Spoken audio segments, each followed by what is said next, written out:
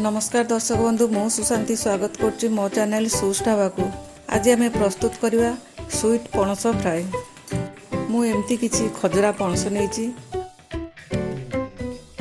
यही पणस टिके टाण रहे ताको काटी तार मंजी बाहर करदबा। एमती भाव में सब मंजी बाहर कर दूची। गोटे बाउल गोटे कप मैदा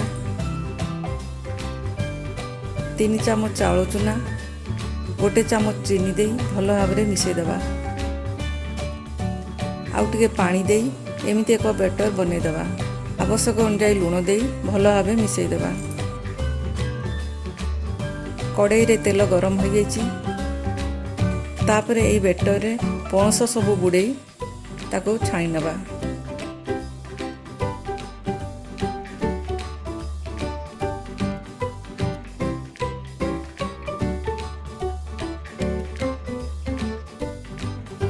लाइट ब्राउन कलर हेले प्लेट को बाहर करदबा। एबे सबू पणस एमती गोटी गोटी करी छाणी नबा। देखंतु स्वीट पणस फ्राए रेडी हो गला। जदि ये रेसिपी आपण मानको भलो लागे तो लाइक और शेयर करंतु। सब्सक्राइब बटन को प्रेस करी साइड थिबा बेल को क्लिक कर दियंतु।